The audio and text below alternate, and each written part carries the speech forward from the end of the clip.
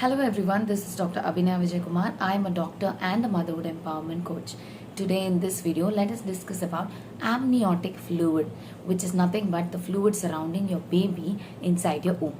Let us discuss more about what is this amniotic fluid, why is it so important, what if it is more than the normal level or what if it is less than the normal level, what are the complications that we expect out of it, what is the treatment and so on. Let's get started.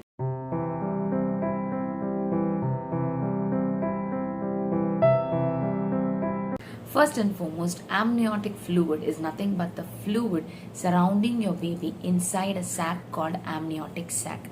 This amniotic fluid is usually produced after 12 weeks of pregnancy. So this is nothing but a mix of the maternal fluids along with baby's own urine. Do not panic.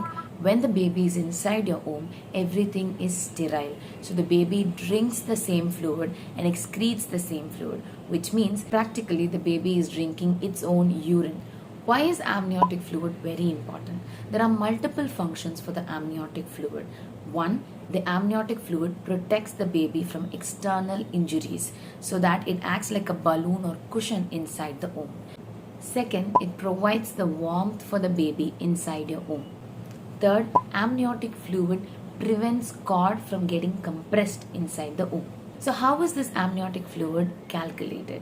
The amniotic fluid index is the indicator which is calculated using ultrasound machine. The amniotic fluid is calculated by the fluid in the four corners of the womb. So what we see as AFI is nothing but the average of these four pockets. Practically, if this is your womb, all the four corners are considered as four pockets. So each pocket, the normal range is around 2 to 8 centimeter. So usually it will be less than 5 centimeter in each, such that the amniotic fluid stays in normal level. So the value of each pocket sometimes we see as SVP in your scan, which is nothing but the single vertical pocket. So normally, as I said, it has to be less than 5, but the values will be somewhere between 2 to 8. So we add all the four corners and then average it out divided by 4, which gives you the AFI, which is the amniotic fluid index. So why are we concerned about this amniotic fluid index? Normally it has to be between 10 to 15 or 9 to 15 is also okay.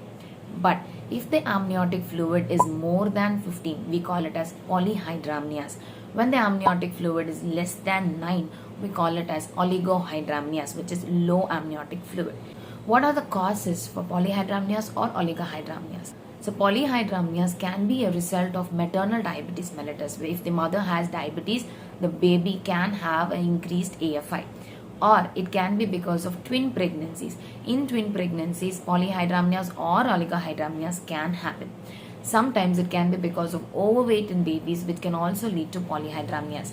So whenever there is a polyhydramnios, we need to look for two common factors. One is the sugar levels of the mother and second is the weight of the baby. If both these parameters holds good, then the polyhydramnios has to be monitored in the upcoming scans. What are the causes for oligohydramnios? So low AFI can be present in post-dated pregnancy because once the baby reaches the term, the amniotic fluid starts to decrease because its function is already over. Number 2, preeclampsia. This can happen when the mother's blood pressure is not under control.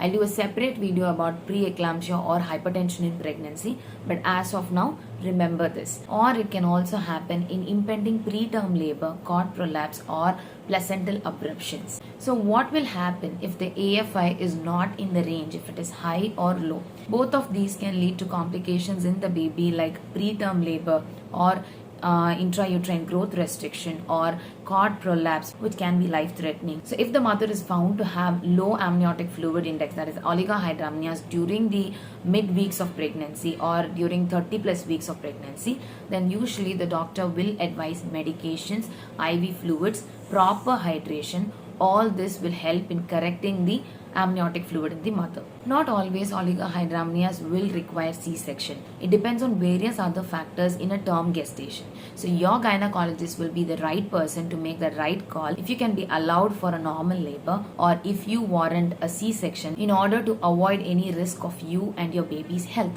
So do consult your gynecologist in case of low or high amniotic fluid index such that she can make the right call for you. So always have an open conversation in order to decide what is best for you and for your baby. Remember, you and your gynecologist has to be one team and you're not against each other. I hope you found this video useful. Do like, comment and subscribe to my channel and press on that notification bell icon so that you receive regular updates on upcoming videos in my channel. Until I meet you in the next video, stay happy, stay mommified.